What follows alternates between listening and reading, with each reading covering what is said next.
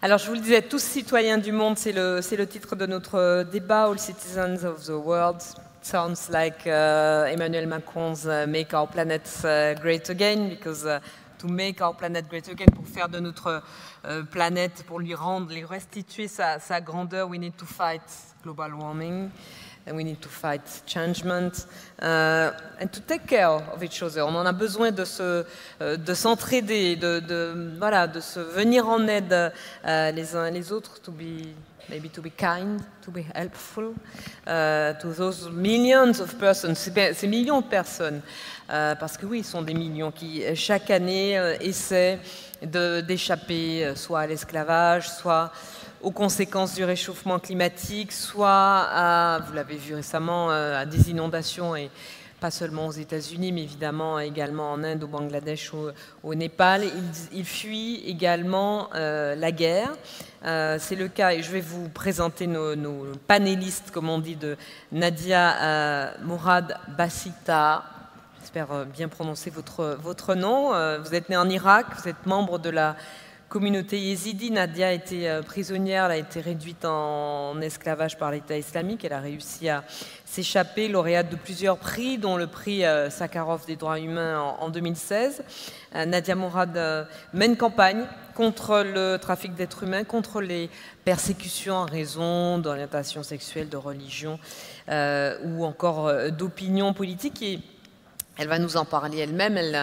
Elle prône une mise en accusation et en jugement sur le plan mondial d'ISIS ou du prétendu État islamique pour les exactions commises sur la terre entière. Alessandra Morelli est là également avec nous. Bonsoir. On est en Roumanie. Vous avez été longtemps déléguée du HCR. Vous êtes en transit vers un poste au Niger. Vous êtes impliquée depuis longtemps auprès de l'ONU dans l'aide, le traitement, l'aide, l'accueil apporté aux réfugiés, aux déplacés, à ceux qui retournent aussi dans leur pays, parce que c'est aussi une démarche qui n'est pas toujours facile. Vous avez passé un an en Italie, qui est évidemment avec la Grèce, celui de ces deux pays européens qui font face avec beaucoup d'abnégation, de courage, alors qu'ils ne sont pas forcément, évidemment singulièrement la Grèce, les plus favorisés au sein de l'Union européenne en termes de résultats économiques.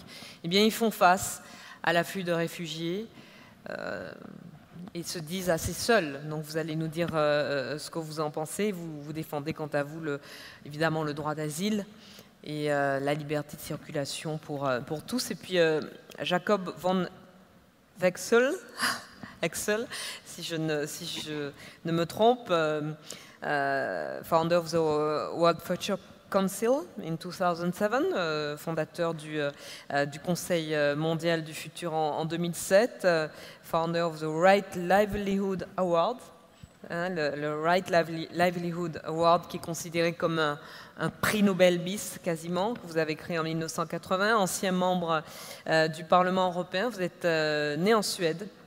Vous avez reçu une quantité de prix, notamment pour votre action en faveur de l'environnement et de la protection de la nature. Donc, on a plein de choses à se dire.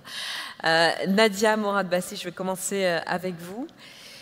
Qu'est-ce que votre traducteur est à vos côtés, merci à lui. Qu'est-ce que vous voulez nous dire à la communauté internationale sur la façon dont sont accueillis, et singulièrement dans nos pays européens, nos pays riches européens, la façon dont sont accueillis les réfugiés? The way that we welcome, or not welcome, refugees, people who are trying to escape from war, for example. What do you think about the way we welcome them? Pardon. وكالجلك جها الجلك دولتا ترحيب بلاجئ هذا كرنو جلك وكا أو تشندا بالخوكا اهتمام بدلاجة بس وكا كأم كإيزدي بشتي بس سالة البندسة داعش دم الجينوسايدكي جلك بهزارة إيزدي وخاصة ضحية وأرامل كفين در كفين داري هم البرهاتنا قرتن وشعالي با وكخدان تلوانا هذا كرن. Many countries welcomed refugees, including countries like Germany and others refused to welcome them. But for a small minority like the Yazidis, who many countries in the Western world recognize their genocide, we didn't see those countries welcoming Yazidis and saving them from that genocide. Et quelle est la situation, what the situation now for Yazidi in Iraq and elsewhere in the world?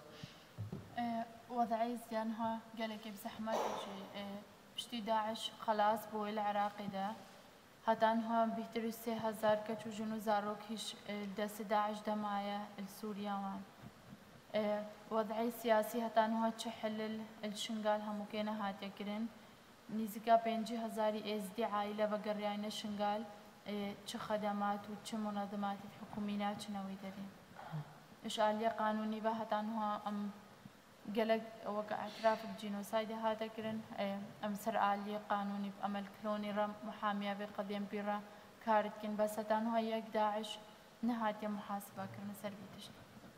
La situation des Yazidis reste difficile.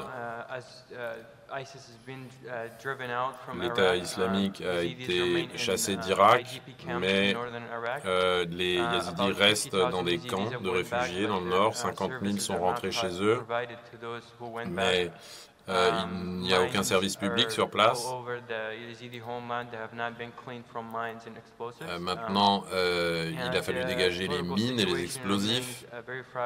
La situation demeure politiquement très fragile, avec une concurrence entre différents groupes dans la zone. Donc la reconstruction ne se produit pas.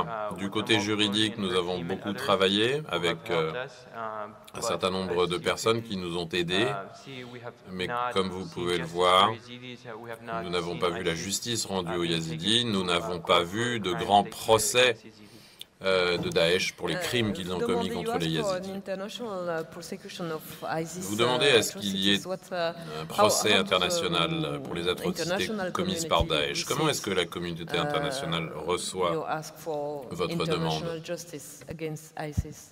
وكما قدمان دغسي سالاجي مجلس الأمن كتحقيق ذكرنا السربي تشتي بساتان هاردش مرندا نو يوكي مشروعك تشكلي وعراق السروافقية كتحقيق وبسربان جرائم الداعش تشكلين والمهانة وكا وسرية صوتان كدس بيكرن. Nous avons soumis un dossier auprès du TPI. Récemment, le Royaume-Uni a proposé un projet devant le Conseil de sécurité. L'Irak est d'accord pour enquêter sur les crimes commis par Daesh contre les Yazidis. Nous espérons que cela aboutira. Un grand nombre de Yazidis ont fui l'Irak à cause de ces persécutions de Daesh. Maintenant, Daesh est en train de s'écrouler en Irak. Est-ce que les Yazidis souhaitent rentrer chez eux en Irak?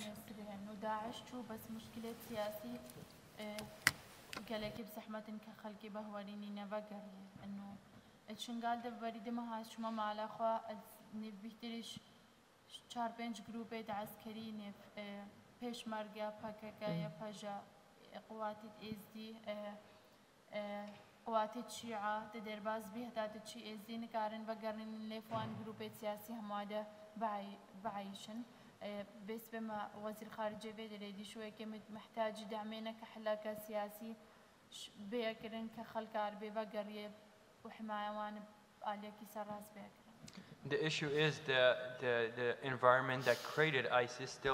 Le problème, c'est que l'environnement qu'a créé Daesh existe encore. C'est une défaite qui a été très longue. Donc il y a des zones qui sont libérées, mais il y a une concurrence entre les milices chiites, les Peshmerga, le PKK, qui se battent sur le sol des Yazidis. Et ça ne permet pas aux Yazidis de rentrer chez eux librement et de retrouver la vie qu'ils avaient avant.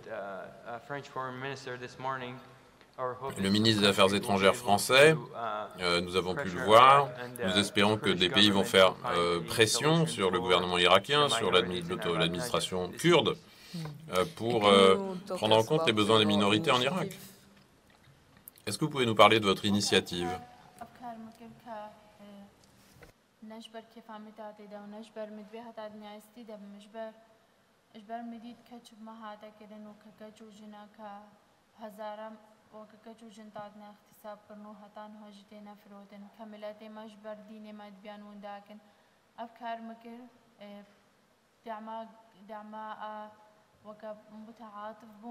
قالك دولات مرة قالك حكومات قالك منظمات إجبر وكم تبيع بكتير العلي بإن اشتبه إنه أس مساعدة ضحايا بكمية زدياوي دي ترش. I did this work because I witnessed it firsthand. J'ai commencé à travailler là-dessus parce que j'en ai souffert personnellement, ma famille aussi. J'ai vraiment eu la volonté de me lancer dans cette initiative, de travailler là-dessus. Et quand on a commencé ça, maintenant il y a un certain nombre de pays, d'organismes, d'individus qui ont de la sympathie pour notre cause et qui nous aident beaucoup. Et mon objectif principal est de faire passer le message de ma communauté dans le monde et d'aider les femmes qui ont été tenues en esclavage, qui étaient vendues par Daesh pour servir d'esclaves sexuels dans les zones contrôlées par Daesh. Donc nous n'avons pas vraiment progressé, mais nous espérons que nous allons pouvoir avancer.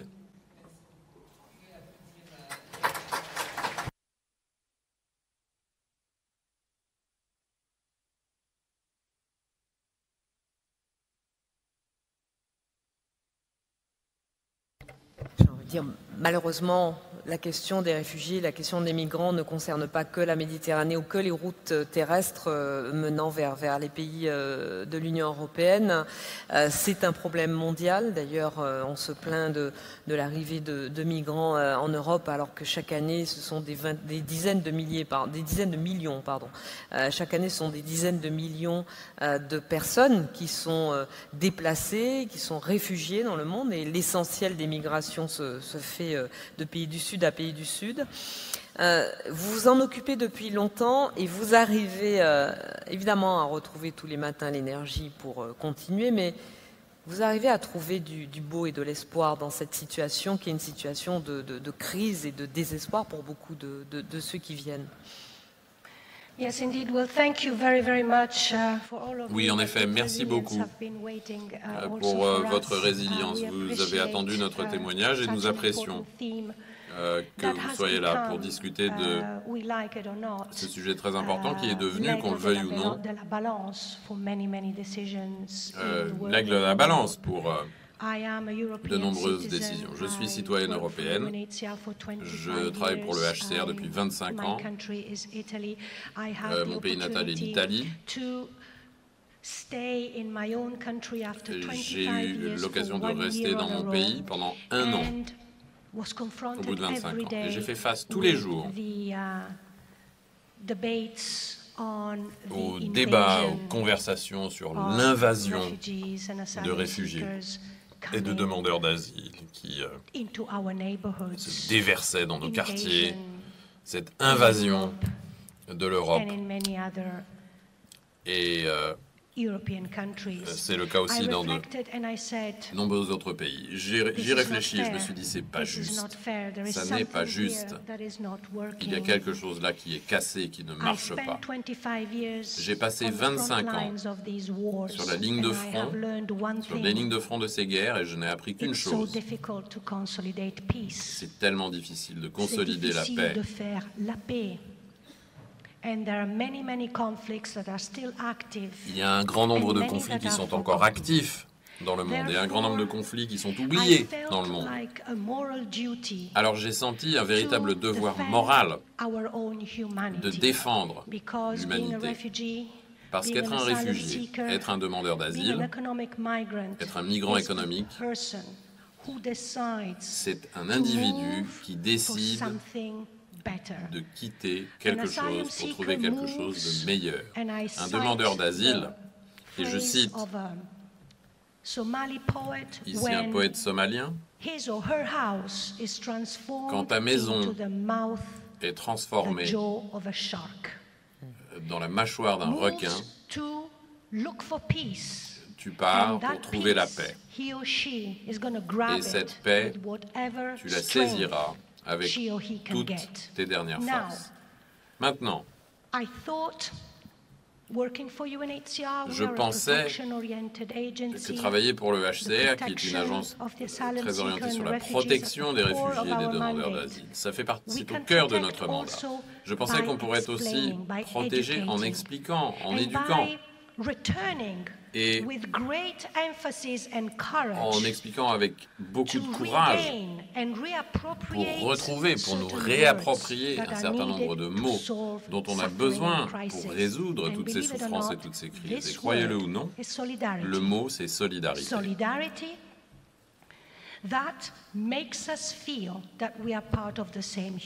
La solidarité, c'est ce qui nous fait ressentir le fait que nous appartenons tous à la même espèce, l'espèce humaine. L'innovation en 2017, c'est de s'assurer que nous n'excluons pas, que nous nous incluions. Parce que quand on commence à exclure, on se marginalise. On parle de l'humanité. Le droit de défendre l'unité de l'espèce humaine est entière. C'est pas oui, lui peut-être, là pas peut-être. Il faut remettre en jeu toute la créativité, être les gardiens et les protecteurs de cette humanité. Je crois que c'est ça l'innovation aujourd'hui, au cœur de cette crise mondiale. Cette idée qu'il faut créer des espaces au sein desquels on peut faire l'expérience de l'autre. C'est ça qui nous fait entrer en dialogue, accepter la peur de celui qui part, mais aussi la peur de la communauté d'accueil. Les deux réalités, à la fois le réfugié qui fuit et la communauté qui reçoit, ont en commun ces peurs. La somme de ces peurs. Est-ce que ce sont des peurs qui dialoguent? Y a-t-il un espace où ces peurs, où ces personnes peuvent apprendre à se connaître? Ou créons-nous une situation comme Bauman dit, il y a la terre désolée au milieu? Parce que c'est dans cette terre désolée qu'il faut que nous nous préoccupions tous. Les murs, les barbelés, la xénophobie, le racisme, l'isolation, c'est ça qui va aller croissant. Il faut plonger au cœur de cette terre désolée et y ramener l'humanité. Merci beaucoup. Jacob, we're all citizens of the world. Nous sommes tous des citoyens du monde, Jacob. C'est le sujet ce soir. Nous faisons tous partie du problème. On parle du réchauffement climatique. On fait tous partie du problème, mais on fait tous partie de la solution.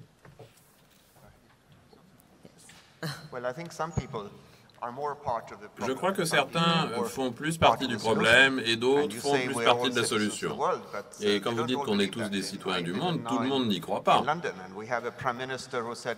À Londres, il y a un Premier ministre qui a dit l'année dernière, si vous êtes un citoyen du monde, vous êtes un citoyen de nulle part. Deux exemples de l'hypocrisie à laquelle il faut faire face sur la question des réfugiés. Les Français qui sont allés en Afrique, c'était quoi, des réfugiés politiques? Non, c'était des migrants économiques. Les Britanniques sont allés en Inde, des migrants économiques. Aujourd'hui, un migrant économique, c'est un crime. Si vous avez quitté la RDA communiste pour vous réfugier en Allemagne de l'Ouest, les gens s'appelaient les Flight Helpers, les Flüchtlingenhelfer. Et s'ils ne vous aidaient pas, vous pouviez les emmener au tribunal. Maintenant, on les parle les trafiquants d'êtres humains et on dit que ce sont des criminels. Ça montre vraiment l'hypocrisie dans laquelle on vit. On a des centaines de millions de personnes sur ce continent et on parle de quelques millions de réfugiés. Comment est-ce qu'on va faire quand on aura des centaines de millions de réfugiés climatiques dans les décennies? si on ne change pas rapidement nos orientations et si on ne soutient pas massivement les Africains pour qu'ils n'aient pas besoin de quitter leur continent parce que le climat se détériore et qu'ils ne peuvent plus faire pousser leur récolte. Comme un Africain a dit, on lui a dit « Pourquoi est-ce que vous faites cet effort de traverser le Sahara, de risquer votre vie, de tout laisser derrière vous ?» Il a dit « Parce que quand ma sœur est tombée malade, je n'avais même pas les moyens de lui acheter des médicaments. » 200 millions de réfugiés climatiques africains dans les décennies qui viennent. Ce n'est pas un scénario catastrophe d'un écolo, c'est le chiffre de Michel Camdessus, l'ancien directeur du FMI, après un voyage en Afrique il y a 2 ans.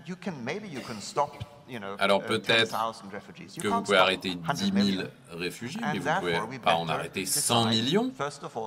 Il va falloir commencer par mettre en œuvre les règles qui leur permettent d'obtenir l'accueil qu'ils méritent en tant qu'êtres humains et ensuite de réduire les opportunités pour d'autres de venir. Donc un programme d'énergie renouvelable, d'agriculture, de reforestation et je ne veux pas entendre ces fadaises qu'on n'a pas les moyens. Ça m'inquiète quand les Français disent « Ah ben oui, mais regardez le modèle allemand, le modèle économique, ce modèle est dingue. On ne peut pas avoir un pays créditeur et d'autres endettés si on fait marcher la planche à billets. Si on peut imprimer des millions de millions, si on peut faire tourner la planche à billets pour sauver les banques, on peut sans doute le faire pour sauver le climat. Ça ne créera pas de l'inflation, ça. Argent nouveau contre nouvelle performance, ça ne crée pas l'inflation, mais évidemment, les gens ne comprennent pas, puisque c'est du chinois, le langage de la finance. Si vous voulez débattre avec l'Église, eh bien, à l'époque, il fallait débattre en latin pour débattre avec l'Église. Et donc là, maintenant, on utilise du vocabulaire financier. Donc, engagez-vous dans la vie publique, engagez-vous en politique. Souvenez-vous à Athènes, le citoyen qui s'engageait dans la vie publique s'appelait un politis. Celui qui ne voulait pas s'engager s'appelait un idiotis. Donc, participez, apprenez le latin financier, on pourra résoudre ces problèmes. Parce que les solutions existent, elles sont là. Merci beaucoup. À notre portée. Merci à tous les trois. Thank you. On est obligé d'enchaîner parce qu'on a déjà pris beaucoup de retard. Merci beaucoup. Et on va poursuivre. Thank you. It's okay. Merci à tous les trois. Pendant que nos invités vont rejoindre les coulisses et qu'on va attendre notre prochain intervenant, un mot très rapide, vraiment. Je cherche la lumière, vieux réflexe. Un mot très rapide pour vous parler en tant que présidente de la Fondation pour la Nature et l'Homme de notre initiative que nous avons baptisée la Chambre du Futur. C'est la Chambre du long terme que nous avons baptisée la Chambre du Futur. L'idée a d'ailleurs été reprise par Emmanuel Macron lui-même lors de son discours devant le Parlement réuni en congrès, puisque nous sommes ici aujourd'hui pour parler du futur, qui, de notre point de vue de la Fondation, n'est pas la même chose que la prospective. Thomas Pesquet va vous parler dans un instant de prospective. Le futur, c'est quoi? Le long terme, c'est quoi? Le temps long, c'est le fait de prendre aujourd'hui des décisions qui nous engagent pour le futur, qui nous engagent pour les générations à naître. La question du réchauffement climatique, longtemps, et ça explique l'échec de Copenhague d'ailleurs, longtemps a été considérée comme lointaine dans sa réalisation, lointaine dans le temps, mais lointaine aussi pour ce qu'elle concernait. Et c'est difficile de se sentir solidaire, il faut être sacrément vertueux pour se sentir solidaire à la fois de gens qui sont très éloignés de soi en termes de mode de vie et géographiquement, et puis de gens qui ne sont pas nés.